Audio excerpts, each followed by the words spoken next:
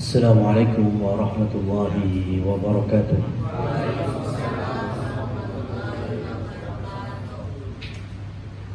Innal hamdalillah nahmaduhu wa nasta'inuhu wa nastaghfiruh wa nastahdihi wa natubu ilayhi wa na'udzu billahi min shururi anfusina wa min sayyiati a'malina may yahdihillahu fala mudilla lahu ومن يضلل فلن تجد له وليا مرشدا أشهد أن لا إله إلا الله وحده لا شريك له أشهد أن محمدا عبده ورسوله اللهم صل وسلم على نبينا محمد أما بعد. Rekan-rekan sekalian yang dirahmati oleh Allah Subhanahu wa taala, bersyukur kehadirat Allah atas nikmat karunia dan sebagainya dalam wujud kita mendekatkan diri melalui majelis ta'lim. Sama-sama kita merengkuh hidayah pada pagi hari ini dengan thalabul ilmi. Dan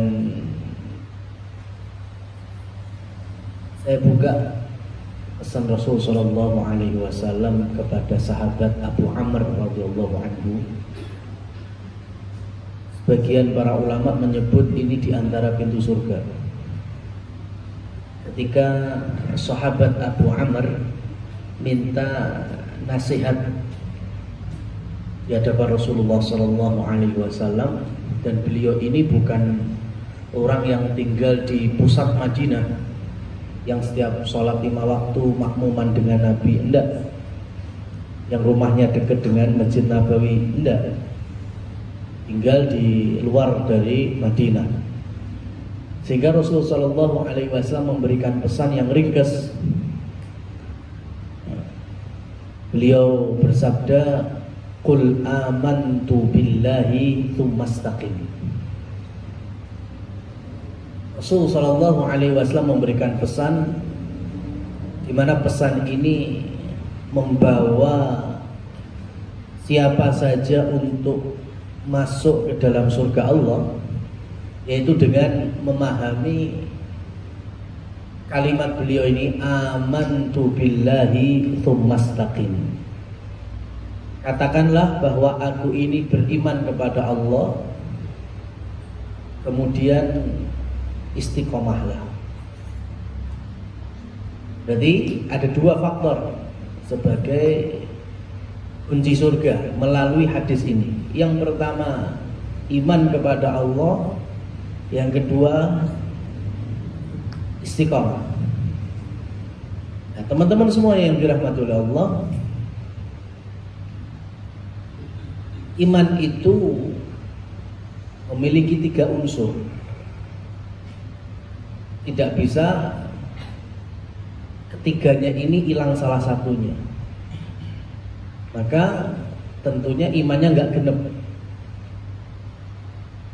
Kalau disebut iman itu pasti ada 3 poin. 3-tiganya harus ada. Dimulai dari al-i'tiqad bil janan, keyakinan dalam hati. Ini unsur yang pertama. Yang kedua, wa qaulun bil lisan, ucapan di lisan. Dan yang ketiga, wal a'malu bil jawarih, amal perbuatan dari keseharian fisik kita dan lain seterusnya. Jadi ada ketetapan hati, ada ucapan, dan ada amal perbuatan. Saya mau tanya gini aja sama teman-teman. Biasanya kalau kita sering dapat nasihat, atau mungkin kita sedang menasihati anak-anak terkait dengan istiqomah, kita lagi ada masalah atau mungkin lagi sempit ya, rasanya dada ini, kemudian orang tua bilang tahajudnya dilakoni, Senin Kemis coba dilakoni. Biasanya kan ada kalimat-kalimat nasihat seperti itu. Kebanyakan dari kita kalau bicara istiqomah itu nembaknya dari poin iman tadi yang nomor 1, unsur 2 atau unsur 3. Yang mana? Kalau bicara istiqomah, ya, lah pengen gangsar urusannya ajak oleh sholat duha. Ya, kalau punya rezeki ya berlebih sedekah, infak nang masjid. Nah ini bicara istiqomah dikaitkan dengan unsur keimanan yang pertama, yang kedua atau yang ketiga? Yang ketiga. Kebanyakan bicara istiqomah pasti sandingnya adalah amal perbuatan. Betul nggak salah. Cuma kita lupa bahwa iman itu bukan hanya satu unsur. Iman itu 3 unsur. Jadi kalau kita bisa istiqomah menjaga sholat 5 waktu, baik, benar. Kita bisa istiqomah baca Quran, ya, baik, benar. Kita bisa istiqomah membantu berbakti kepada orang tua, betul. Tapi jangan lupa ada 2 unsur yang lainnya. Dan itu juga butuh istiqomah kita. Apa saja? Ya unsur kedua tadi, lisan kita, ucapan kita untuk memperbanyak zikir, memuji Allah, ini bagian dari iman. Dan wajib untuk istiqomah juga. Kalau kita bisa istiqomah menjaga sholat, maka kita juga harus bisa istiqomah menjaga zikir-zikir kita. Dan yang tidak kalah pentingnya unsur nomor 1, apa? Iman, keyakinan dalam hati. Ini yang akan saya ambil pembahasan, ya, ketika banyak di antara kita sholat sergap nang masjid, bahkan mungkin setiap tahun bisa haji, bisa umroh, setiap bulan punya jadwal menyantuni anak yatim, masya Allah. Tapi ternyata di dalam hatinya masih punya keyakinan-keyakinan yang masuk kategori kesyirikan. Bisa disebut istiqomah? Nggak bisa. Contohnya apa? Nah ini Rasulullah SAW ketika beliau kedatangan 9 orang dari Medina, beliau sudah hijrah ini. Beliau kedatangan orang-orang masyarakat Madinah dari luar Masjid Nabawi itu untuk sumpah setia, baiat masuk Islam. Semuanya dipegang tangannya sama Rasul karena laki-laki, disalami. Kemudian mengucapkan asyhadu alla ilaha illallah wa asyhadu anna muhammadar rasulullah. Orang kedua juga gitu, orang ketiga juga gitu. Jadi 9 orang, 8-nya itu disalami sama Rasul, didengarkan syahadatnya. 1 orang yang tidak disalami oleh Rasul. Ya. Ketika syahadat tapi tidak dipegang tangan. Akhirnya penasaran. Kenapa ya? Kemudian Rasulullah SAW bersabda, "Man ta'allaqa tamimatan faqad asyraka." Barang siapa yang mengikatkan, ya, kalung, gelang atau sejenisnya dengan keyakinan bahwa benda itu bisa membawa keberuntungan dan bisa menolak bala, maka itu bagian dari kesyirikan. Dan orang tersebut sedang memakai gelang tamimah, ya, kemudian langsung dicepot, dibuang, diputus, baru Rasulullah SAW membaiat. Ya, orang ini tadi datang dengan niat apa? Syahadat. Benar apa salah? Benar. Baik apa salah? Baik. Tapi Rasul Shallallahu Alaihi Wasallam belum bisa menerima syahadatnya. Kenapa? Karena dia masih memakai gelang dengan keyakinan kesyirikan. Rasul menolak untuk menerima syahadat. Ada orang syahadat mesti punya keyakinan apa? Allah Subhanahu wa ta'ala. Tapi karena dia masih punya keyakinan yang lain bahwa keberuntungannya disebabkan gelang ini, ya, dia mungkin sakit sehingga harus berobat dengan keyakinan kalau pakai gelang ini sembuh. Nah, ini juga potensi kesyirikannya ada. Maka Rasulullah Shallallahu Alaihi Wasallam menolak syahadatnya. Harus dihilangkan dulu, baru kemudian syahadat ulang, dan Rasulullah Shallallahu Alaihi Wasallam menjabat tangannya. Nah, teman-teman semuanya yang dirahmati oleh Allah Subhanahu Wa Taala, maka semacam ini seakan-akan, wah ini kan tema jadul, tamimah kita semuanya tahu, ya, bahwa ya memang itu syirik seperti itu. Seakan-akan hari ini masih ada. Maka saya jawab, hari ini masih ada. Cuma narasinya berbeda-beda. Contohnya masih banyak kok saya temui iklan gelang kesehatan dalam tanda petik. Ya, dimana mungkin terbuat dari salah satu jenis batu, Bang. Kemudian dengan narasi bahwa ini memiliki partikel-partikel positif.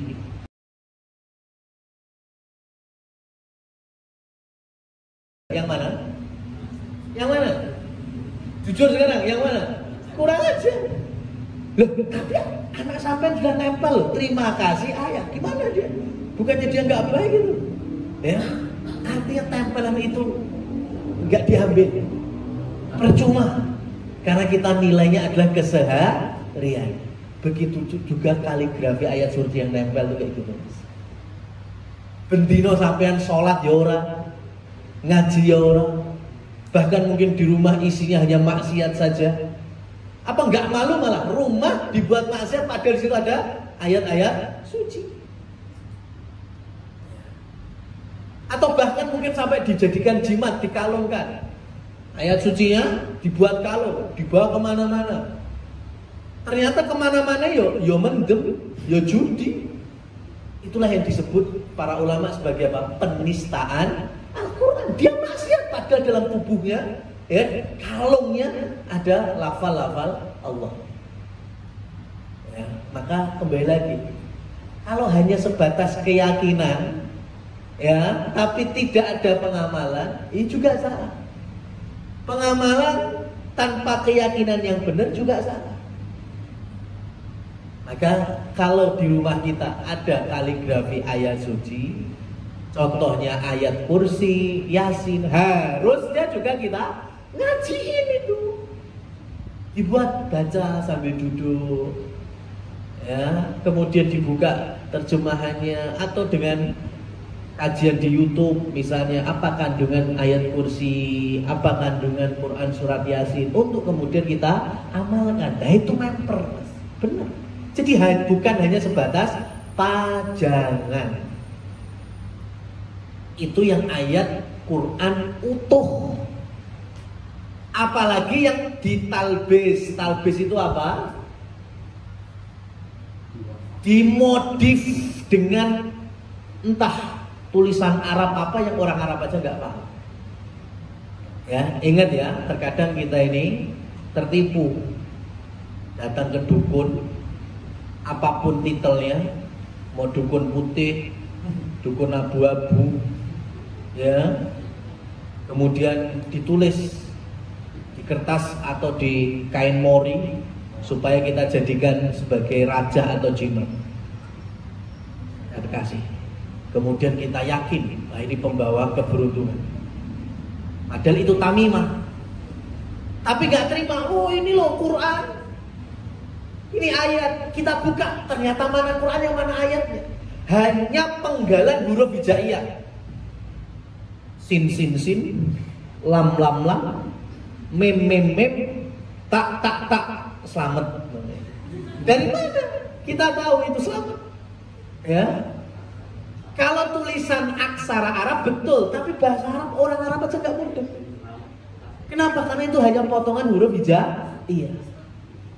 Sekarang segini aja, saya rubah sekarang, saya kasih sampean raja, saya tulis nih Q Q Q, R R R, ya, Z Z Z, L L L, kemudian langsung bisa dibaca Iqbal gitu?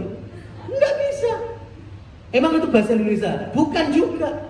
Tapi ini tulisan Latin, iya tulisan Latin. Tapi kita yang bertuliskan Latin aja nggak bisa membaca, apalagi menilai itu kalau bahasa Indonesia. Hati-hati kalau dapat seperti ini. Apalagi kalau di talbis dimodifkan dengan ayat, itu bahaya sekali. Banyak orang tertipu. Ini Quran loh. Kenapa? Karena memang ada ayatnya sebagian. Contohnya tadi Bismillahirrahmanirrahim, Qul huwallahu ahad, Qul hu hu hu. Nah, itu tambah menistakan Al-Quran. Kenapa? Ada ayatnya, tapi juga dipadukan dengan berbagai macam huruf-huruf yang memang orang Arab juga nggak paham. Yang ngaji, belajar ilmu Quran juga nggak paham apa itu. Paham ini? Ya, jadi tidak serta-merta tulisan Arab itu punya fungsi manfaat dan madharat. Orang Al-Qur'annya saja dengan keyakinan yang salah tadi, tetap kita yang salah. Ayatnya betul, tapi kita harus merubah mindset. Apalagi kalau itu betul-betul yang nggak bisa dibaca. Contohnya ini yang familiar sekali, yang teman-teman sering lihat, biasanya menjadi stiker motor atau mobil.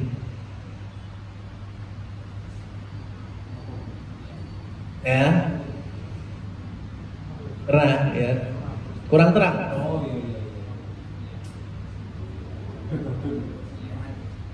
Ya, ini nggak ada artinya.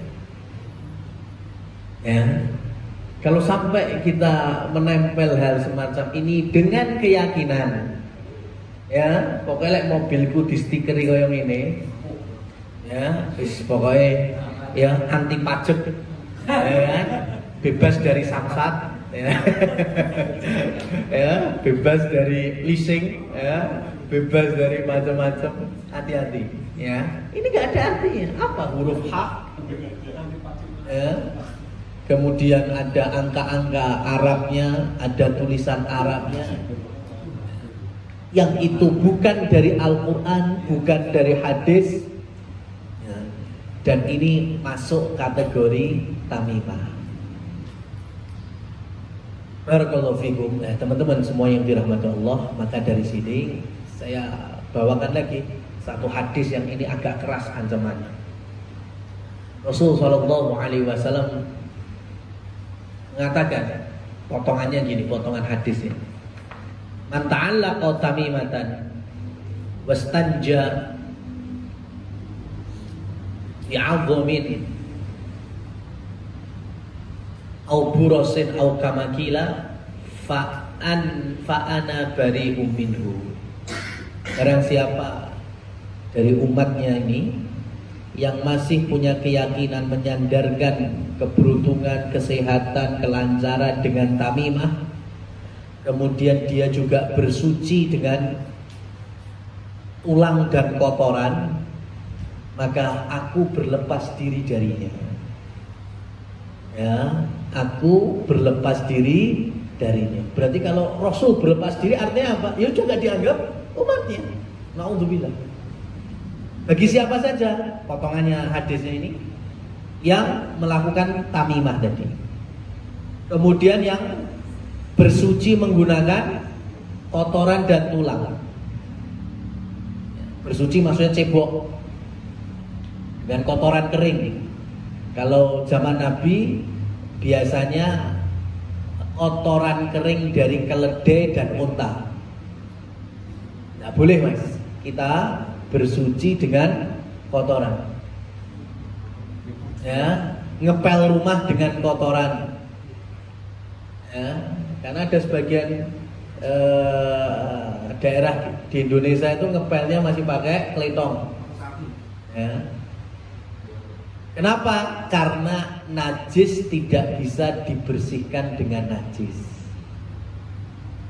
Najis tidak bisa dibersihkan dengan najis juga. Kita cebok tapi pakai kotoran.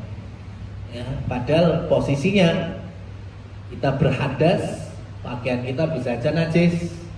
Lah kok malah dibersihkan dengan najis yang baru. Jadi nggak boleh. Yang kedua, ceboknya pakai tulang. Tulang. Ya, kita kan mungkin di luar toilet, makanya kita mungkin lagi camping atau sejenisnya. Kemudian kita buang air, ya nggak bawa tisu, nggak apa, terus ada tulang kering misalnya buat cebok, ini nggak boleh. Kata Rasul Shallallahu Alaihi Wasallam, fa innahu zada akhikum minal jin. Karena tulang itu adalah menu untuk saudara kalian dari bangsa jin. Ya, makanya kita nggak boleh cebok. Kenapa? Karena jin muslim itu juga paham najis. Jin muslim itu juga paham bersuci. Ya. Ketika tulangnya alias makanannya kok buat kita cebok, berarti kita telah menajisi makanannya. Nah, itu makanya nanti malah marah, dendam, akhirnya bisa membawa emosinya itu melukai kita, ngerasuki manusia, macam-macam. Maka dari sini interaksi jin dengan manusia itu dibatasi oleh Islam. Cuma ada dua toh. Cuma ada dua. Yang pertama, kita manusia memohon perlindungan diri kepada Allah. Ya, dari mana? Dari gangguan jin. Setan dari kalangan jin. Makanya sering-sering kita ta'awudz, a'udzubillahi minasyaitonirrajim. Mau buka baju ya bismillah. Ya, mau ke toilet juga doa. Enggak apa doanya, setidaknya bismillah. Sebut nama Allah sudah. Itu bentuk kalau kita sedang memohon perlindungan dari Allah dari gangguannya jin. Itu yang nomor pertama. Yang nomor kedua apa? Interaksinya tidak saling ganggu. Sudah. Tidak saling ganggu itu contohnya ya tadi, jangan ngencingi atau buat cebok makanannya, tulangnya, atau jangan ngencingi rumahnya. Dari mana kita taunya? Ya kalau kencing sembarangan, ya semua lubang dikira cocok untuk dikencingi, ya enek rong samping wit, enek rong yang neng Tegalan dikencingin, ternyata itu rumahnya jin. Marah. Atau menyiram air panas sembarangan tanpa bismillah. Ternyata ketika nyiram tanpa bismillah, nyiram istananya, yuk marah. Atau nyiram anaknya, ya Allah, melonyoh akhirnya. Ya, marah akhirnya kerasukan. Makanya kalau nyiram air panas kita sambil mengucapkan bismillah. Kenapa? Sebagai bukti biar kita tidak mengganggu mereka dan mereka juga tidak mengganggu kita. Sudah. Ya, jadi interaksi dengan jin itu cukup dua ini. Kita mohon diri kepada Allah dari gangguannya. Kedua, kita tidak mengganggu mereka dengan cara-cara tadi. Sudah mentok di situ. Kalau sampai berlebih, berarti ada interaksi yang over. Dan itu pasti potensi salah besar ya. Contohnya menikah dengan bangsa jin. Bisa. Ya, tapi potensi salahnya lebih besar daripada benernya. Contoh lain apa? Saling tolong menolong. Nah, itu lebih parah lagi. Sehingga akhirnya apapun dari kehidupan kita, keberuntungan kita, kesialan kita, karena terbiasa ada muamalah, interaksi dengan mereka, ya, sehingga kita beruntung karena dibantu jin. Kita sengsara karena jinnya lagi nggak membantu. Akhirnya keyakinannya berubah lagi, bukan menyandarkan keberuntungan dan kesengsaraan karena Allah, tapi disandarkan kepada yang lainnya. Nah, ini ya terkait dengan keistiqomahan kita harus dibangun dengan 3 unsur. Istiqomah dari mulai hati, keyakinan, tauhid, iman kepada Allah. Dari sisi keyakinan kita kalau Allah itu ada, terus mengawasi kita, maha mengetahui, maha mendengar, dan kita wujudkan nantinya dengan perbuatan beribadah hanya satu-satunya lillahi ta'ala, baik itu secara lisan, ucapan kita, maupun dengan perbuatan fisik lainnya. Nah, demikian teman-teman ya, secara materi kami cukupkan. Barangkali kalau ada teman-teman yang bertanya, ya, kami buka sesi tanya jawab dulu. Waktu dan tempat kami kembalikan ke pembawa acara. Langsung aja.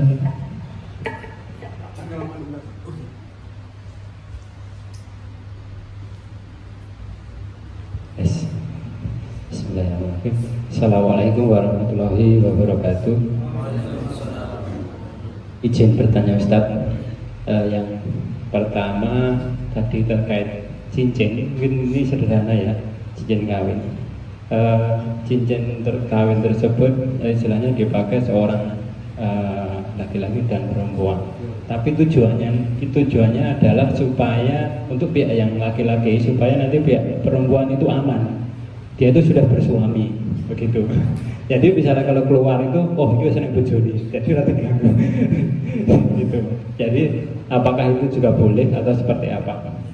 Kemudian yang kedua, alhamdulillah saya sudah istilahnya baru mengunjungi seorang teman yang sudah menikah.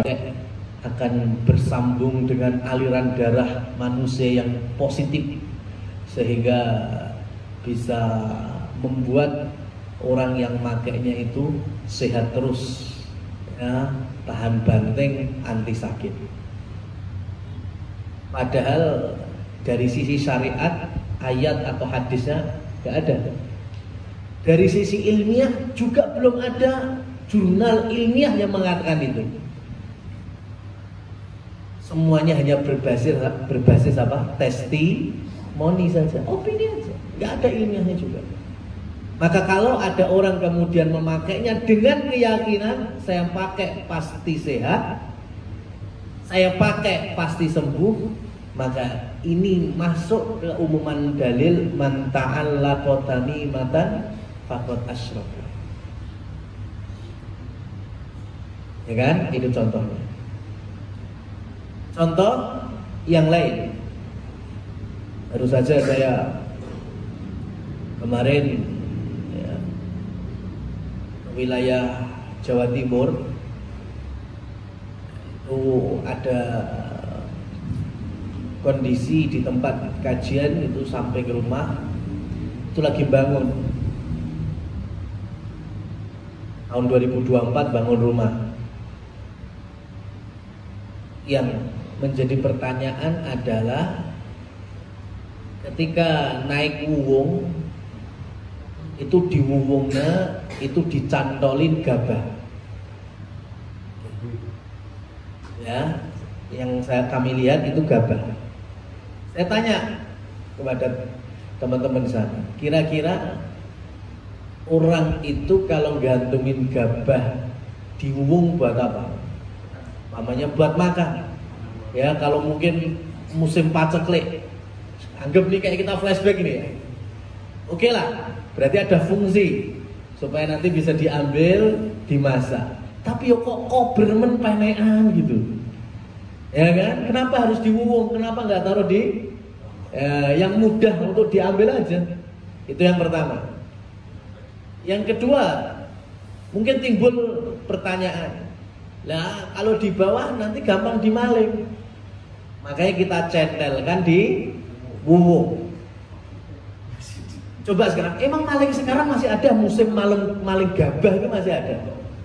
Ya, masih ada.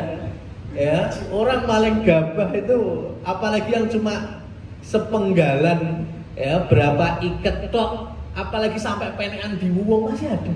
Saya nggak yakin. Ya. Apalagi sekarang tempat beras itu udah keren-keren ya. Tupperware atau yang bentuknya kayak dispenser lah itu maling malah ngambil sak kuine malah lumayan itu. Ya. Hasilnya lumayan daripada cuma jupuk gabah dok. Sisan sak Tupperware malah iso didol. Hari ini nggak relate. Dan ternyata memang bukan itu alasannya. Karena digantungkan gabah di wubung itu dengan keyakinan supaya rumah ini nantinya banjir rezeki, banjir barokah, bisa menolak bala. Nah semacam ini teman-teman, inilah keyakinan yang masuk ke dalam dalil tadi, man ta'alla qotami maka faqad asyraka. Dan ini gak cuma rumah, bahkan binatang dulu juga gitu. Makanya tamimah itu dalam wujud kiladah dulu. Itu biasanya ada keledai, kuda, unta kalau di Arab. Orang-orang dulu kan sering berburu, bahkan sering perang suku. Salah satu senjatanya itu panah. Ada busurnya, busur ada benangnya.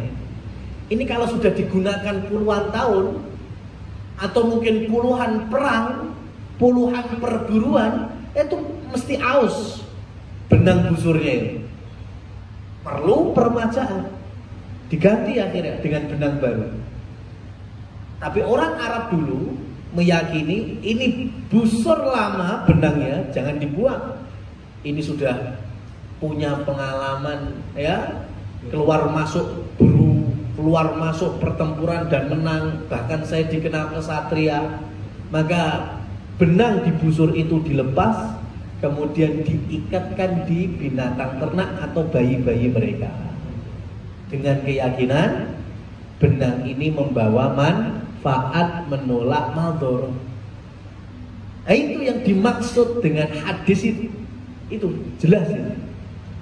Ya, padahal nggak ada sangkut pautnya, nggak ada sebab musabab kebahagiaan kita dikaitkan dengan benang busur, kesengsaraan kita dikaitkan dengan benang busur.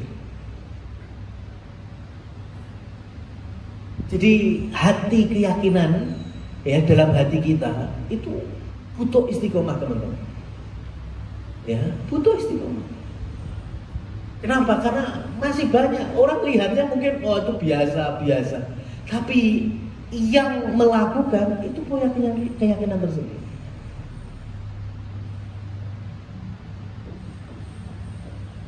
Contoh yang lain, maaf agak ekstrim ini. Dan situ karena mungkin banyak yang nggak kepikiran.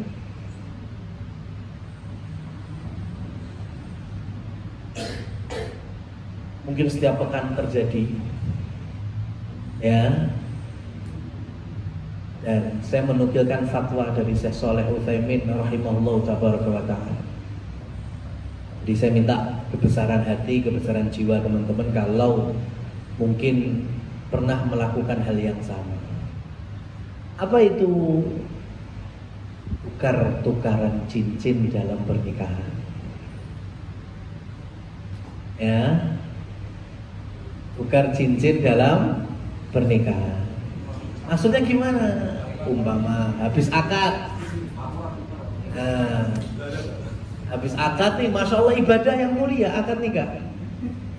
Kemudian dipertemukan antara mempelai laki-laki dan mempelai perempuan. Kemudian ada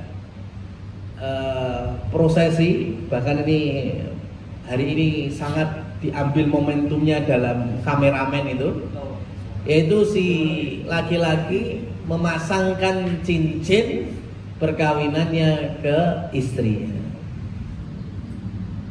Bahkan mungkin juga sebaliknya. Ya. Ingat, Kalau sampai punya keyakinan, ya, habis itu mamanya, suaminya lepas cincinnya, kemudian si istri marah-marah, ya, bahwasanya oh berarti kamu nggak cinta lagi sama saya, ya kan? Berarti rumah tangga kita mesti bubar, ya, karena engkau telah melalaikan, melepaskan cincin kawin, padahal itu pengikat pernikahan kita. Tuh, ini berarti sudah masuk mana? Keyakinan. Bahagianya rumah tangga, romantisnya rumah tangga, kebaikan rumah tangga kita sandarkan kemana? Cincin. Makanya saya bilang ini banyak terjadi di Indonesia. Ya, maka hati-hati. Bukan saya menyalahkan mahar cincinnya, tetapi dengan keyakinan itu, kalau sudah dipakai nggak boleh dilepas. Kalau dilepas berarti rumah tangga juga akan bubar. Apa hubungannya kebahagiaan rumah tangga dengan cincin? Nggak ada. Kesengsaraan rumah tangga dengan cincin nggak ada. Kalau sampai itu menjadi mindset, maka salah satu unsur keimanan hilang, yaitu keyakinan. Paham ini? Harus paham, ya. Karena berikutnya saya akan ambil contoh yang berangkat dari ayat-ayat Al-Quran. Teman-teman semuanya yang dirahmati oleh Allah Subhanahu wa Ta'ala, maka ketika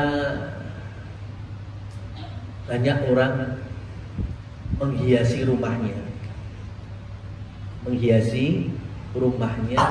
dengan kaligrafi ayat-ayat Quran. Contohnya di temboknya ada ayat kursi, di dindingnya ada Yasin, atau ayat-ayat yang lainnya yang jelas ayat 100%. Ya, jelas ayat 100%. Dari awal sudah Bismillahirrahmanirrahim. Qul huwallahu ahad, Allahus samad, lam yalid wa lam yulad wa lam yakul lahu kufuwan ahad. Satu surat utuh Al-Ikhlas ditempel. Tapi penghuni rumahnya nggak pernah ngaji, atau mungkin baca Quran saja nggak bisa. Cuma dia punya keyakinan selagi ada kaligrafi ayat suci, ayat kursi ini, maka rumahku aman. Gak mungkin kemalingan, gak mungkin kebakaran, gak mungkin. Ya, ini bukan hanya gabah ini ayat Quran. Ya, ayat Quran. Hanya sebatas ditempel toh. Ngaji juga enggak, apalagi mengamalkan kandungan isinya juga enggak. Orang baca aja enggak bisa. Tapi punya keyakinan pokoknya ayat suci yang digantung ini yang bisa membawa keselamatan, menolak bala. Dan ini sebagai wujud syukur saya karena saya ini hamba Allah, orang beriman. Maka di rumah saya harus ada kaligrafi ayat kursi. Saya mau tanya, karena nanti ulama membawa masalah ini dengan tema penistaan Quran. Kenapa kok bisa penistaan? Saya ngasih gambaran gini dulu. Teman-teman, mungkin ada yang sudah anaknya gede, kemudian minta motor, sampean belikan. Kemudian di rumah anak sampean itu majang spanduk MMT, tulisannya gini, terima kasih ayah, ya, terima kasih ayahku. Sudah, setiap hari itu nempel ya. Tapi setiap sampean ajak ngomong anak sampean, ya Allah bahasanya kasar, ya, diperintah kebaikan nolak, ingkar, ya, kemudian diminta untuk bakti malah lebih banyak durhakanya. Saya mau tanya, kira-kira tulisan di spanduk terima kasih ayah cukup sebagai ucapan terima kasih kepada sampean, atau malah tetap nilainya anak kurang ajar?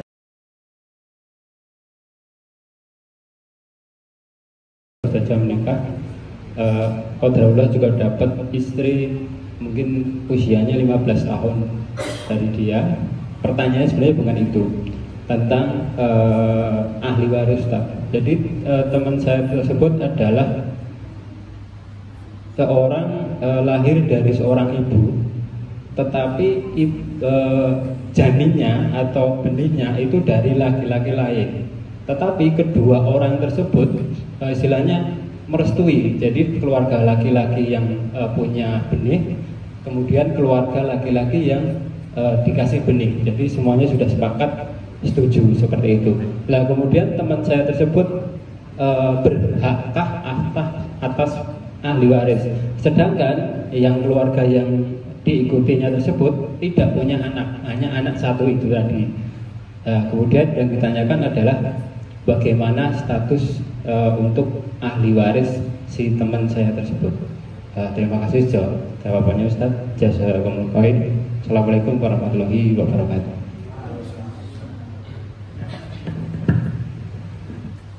Barakallahu fikum. Baik, pertanyaan pertama saya kasih gambaran gini.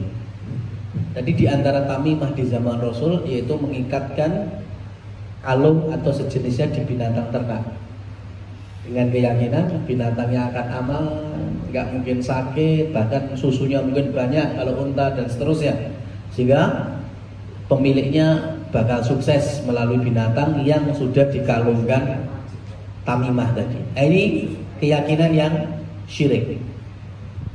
Sekarang kalau ternyata talinya itu dengan fungsi yang lain, contohnya kalau di kita keluh sapi, tahu ya, terus keluh jaran, fungsinya apa? Oh pokoknya sapi kalau dikeluh bawa kesuksesan, kan nggak mungkin.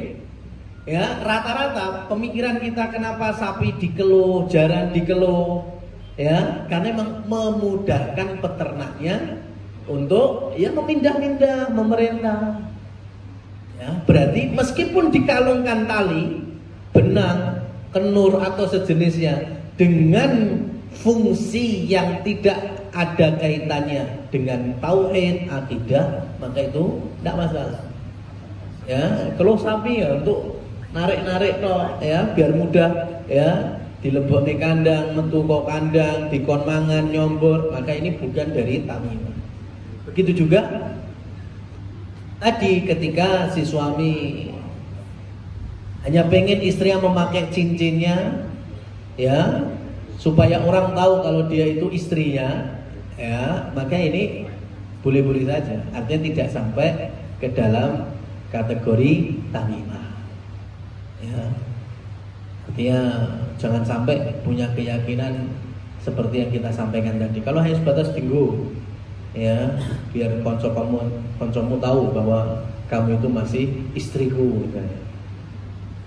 Itu nggak masalah. Kemudian yang kedua terkait dengan soal warisan.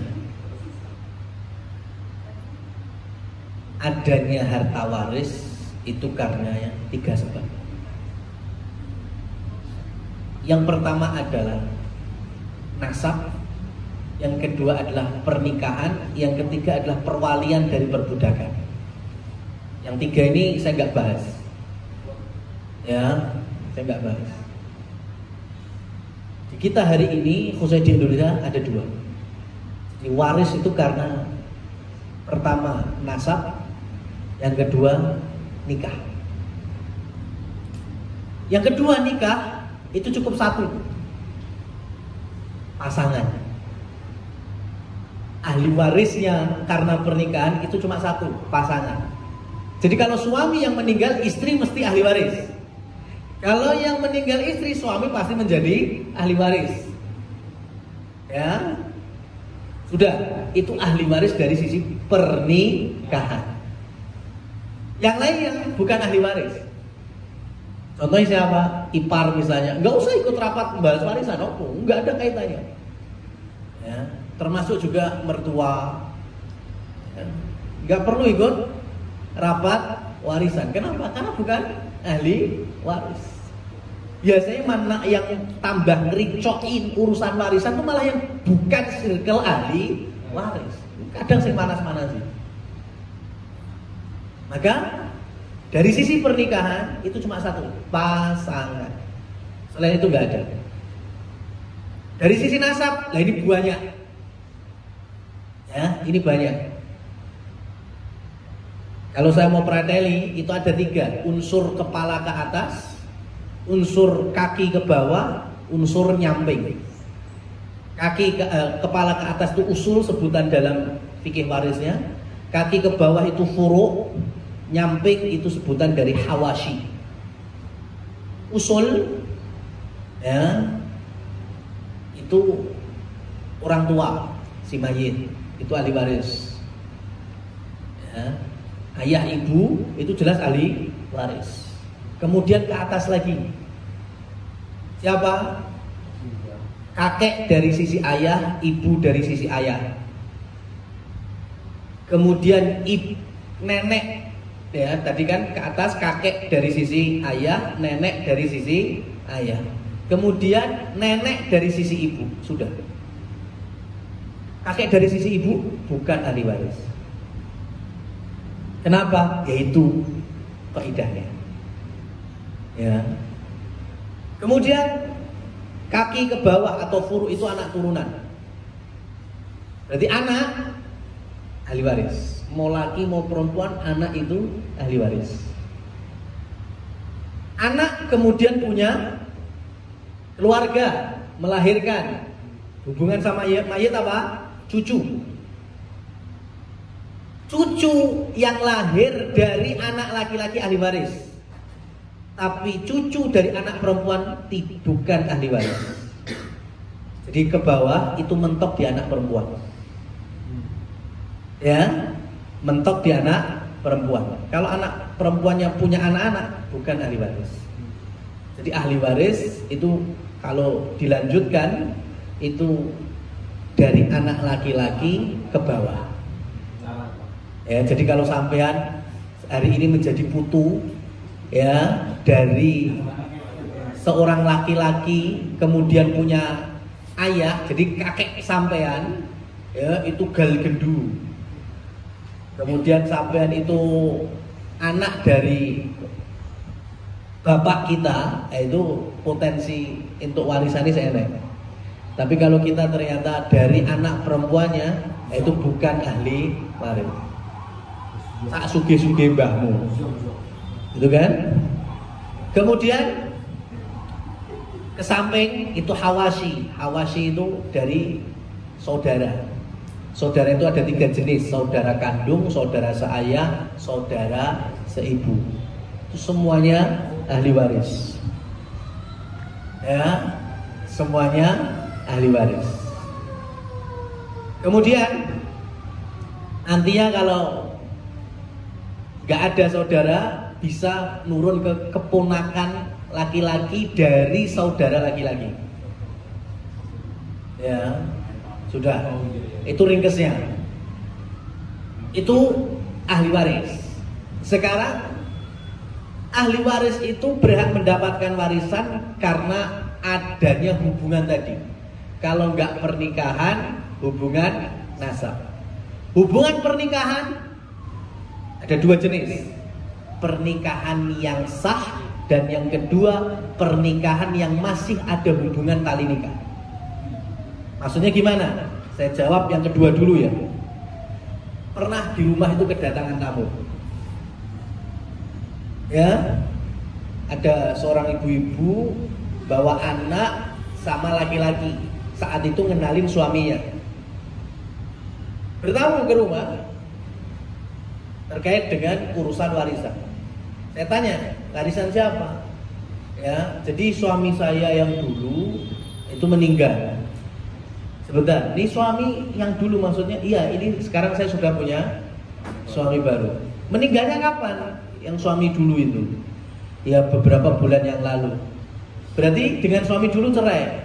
Cerainya kapan? Dia sudah 5 tahun, 6 tahun. Lah terus ngapain ke sini? Ya kan? Saya pengen dapat jatah warisannya. Dari warisan siapa? Orang mantan suami Anda baru meninggal beberapa bulan yang lalu. Anda telah bercerai 5 tahun yang lalu. Apa hubungannya sekarang? Nah, ini yang kadang bikin panas warisan tuh model kayak gini. Karena nggak paham. Dia sudah menjadi mantan istri semenjak 5 tahun yang lalu. Ya, sekarang mantan suami meninggal eker-ekeran galuk warisan ini dari mana? Jadi warisan itu pernikahan itu masih berstatus pasangan. Entah itu suami atau istri. Kalau udah cerai, ya sudah. Nggak usah eker-ekeran golek warisan. Sudah cerai berarti sudah terputus. Berarti begini ya. Enggak yang dulu harusnya. Itu bahas kapan-kapan. Ya. Sudah. Itu contohnya hubungan pernikahan yang masih berstatus suami istri. Maka kalaupun cerai roj'i itu masih dapat jatah warisan. Ya, contohnya ada suami mencerai istrinya, saya cerai kamu. Baru talak pertama. Ya, talak pertama. Terus ya sudah, suaminya mungkin dalam kondisi lagi nggak stabil, berkendara. Aku mau bener apa raya nyerai bojoku gini, wah, akhirnya ketabrak, dia meninggal. Apakah kemudian istrinya itu ahli waris? Jawabannya iya. Lu kan dicerai, tapi masih cerai pertama. Maka statusnya masih istri sah. Maka dia berhak menjadi ahli waris. Ya sudah bukan ahli waris itu kalau istri yang sudah ditalak 3 atau talak bain, itu sudah nggak ada hubungannya. Sampai sini itu yang jenis kedua. Jenis yang pertama, pernikahan yang sah sesuai syar'i, apalagi dikuatkan dengan negara.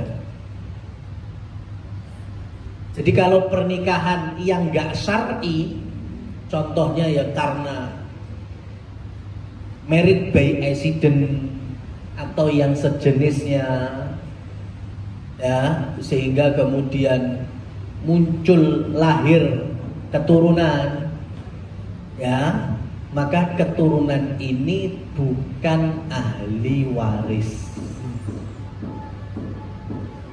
Ya, Lusa, ini mulai dari awalnya keluarga, ya, yang menanam benihnya, ayah biologisnya dengan keluarga ayah yang menikahi ibunya itu sudah sepakat sama-sama ridho. Pun seperti itu. Saya ngasih contoh gini, Mas, ya, saya ridho, saya punya duit 1 juta. Kamu butuh kan? Utang kan? Oke. Kamu butuh, saya pinjemin 1 juta. Tapi tolong nanti ngembalikannya 1,5 juta. Tapi ridho lo ya, ridho lo, jangan kepeksa lo. Ya, kalau nggak mau ya sudah, saya nggak jadi. Tapi kalau kamu ambil siap, ya, kemudian bayar lunasi 1,5 juta di atas ridho, silakan. Kemudian sampean ambil. Saya ngutangi 1 juta, balik 1,5 juta, dan ini jelas ribanya. Tapi saya ridho, sampean juga ridho. Tidak merubah hukum bahwa itu riba, meskipun saling ridho. Begitu juga tadi, meskipun keluarganya sudah ridho, ya, bahkan si suami yang menikahi istrinya padahal yang dikandungnya bukan anaknya pun ridho, tetap anaknya itu bukan ahli waris. Tidak merubah hukum fikihnya. Ya, hukum fikihnya tetap nggak berubah. Loh, berarti kalau nanti anak ini bukan ahli waris padahal si mayit nggak punya anak, bagaimana? Ya, kalalah sebutannya, sebagaimana dalam Quran surat An-Nisa. Ya, kalalah itu kalau dalam hukum Islamnya, maka hartanya itu masuk kepada Baitul Mal. Jadi harta warisnya itu masuk ke Baitul Mal. Nanti negara yang ngurusi. Nah, kalau di Indonesia itu bisa minta bantuan ke pengadilan agama. Cuma habis itu nantinya biasanya setelah itu prosesnya yang nggak sesuai syar'i memang. Intinya dibagi roto lagi. Ya, itu memang susahnya kalau kita belum menerapkan sesuai syariatnya memang di situ. Ya. Jadi kalau hari ini saya hanya bisa menjawab bahwa anak tersebut bukan ahli waris. Ya, bukan ahli waris. Dari siapa? Dari suami ibunya misalnya. Ya, ini yang meninggal yang laki atau perempuan? Yang laki-laki. Kalau yang meninggal ibunya dia ahli waris. Ya, yang meninggal ibunya dia ahli waris. Kenapa? Meskipun dia anak dari hasil zina, tapi tetap dia itu anak ibunya. Makanya kan bintinya binti ibunya. Jadi kalau ibunya meninggal dia ahli waris. Tapi ini pertanyaan yang meninggal adalah suami ibunya. Maka dia bukan ahli waris. Ya, bukan ahli waris. Kalau yang meninggal bapak biologisnya juga bukan ahli waris. Kenapa? Karena tidak ada pernikahan yang sah dengan ibu. Ini maka kondisinya kalalah. Ya, jadi si anak bukan ahli waris, si ibu ya juga gak punya anak lagi selainnya. Jadi PR-nya kalau mau agak ribet cari mungkin ahli waris yang lain. Barangkali si laki-laki yang mayit ini kalau masih ada orang tua berarti orang tuanya ahli waris. Orang tuanya sudah meninggal, oke. Berarti nyamping saudara-saudaranya ada apa enggak. Ya, kalau saudaranya masih ada berarti mereka ahli waris. Ya, kan otomatis si perempuan istrinya mesti ahli waris. Ya, istrinya ini ahli waris. Ya, dia berhak mendapatkan warisan. Berarti kan dapat 1/8. Sisanya sekarang. Hah? Meninggal lagi? Istrinya? Oh iya nggak masalah. Jadi ya nggak masalah. Oh saya itu pernah ngitung warisan sampai 2 tahun kok. Saya pernah ngitung warisan keluarga dari Makassar itu 2 tahun. Kenapa? Karena saya pretili. Karena ngitung warisan itu adalah menghitung terlebih dulu ahli waris yang hidup saat si mayit gak ada. Jangan sembarangan. Ini duit umat atau duit yang berpindah tangan. Ya, jangan seperti orang golek gampang ini. Ya mati ini sejak tahun 90. Warisannya baru dibagi sekarang, kemudian hanya dilihat yang hidup saat ini siapa. Wah, itu kesalahan besar. Ini makan harta bukan haknya. Kita harus ngitung ketika mati tahun 90 itu yang masih hidup dari ahli waris siapa. Ya. Baru nanti kita tambahi lagi, kita includekan terus sampai sekarang.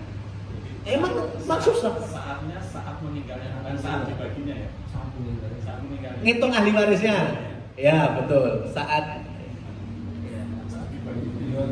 ya, terakhir tahun 2022. Terakhir tahun 2022 ada orang muter minta tolong kami menghitung warisannya. Kenapa? Karena satu keluarga ini kecelakaan di Metese.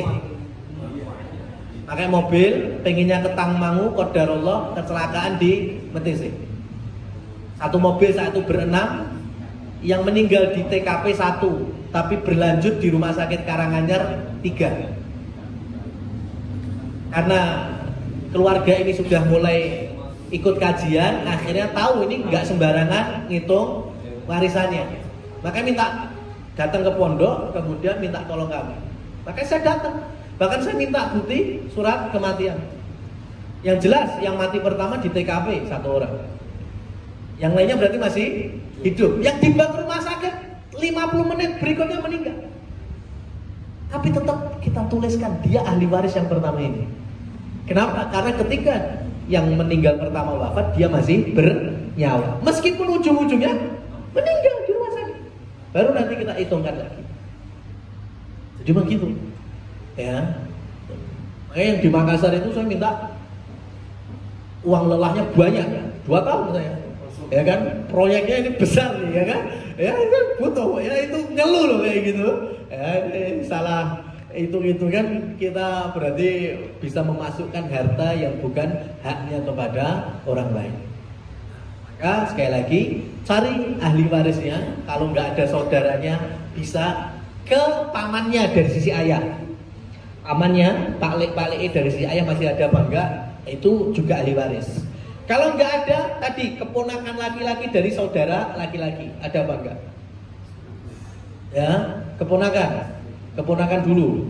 Kalau nggak ada keponakan, baru anak paman laki-laki, itu juga bisa menjadi ahli waris. Kalau ini sudah usaha dan nggak dapat, baru ya silakan datang ke pengadilan agama. Nah, itu yang bisa kami sampaikan. Wallahu a'lam bishawab.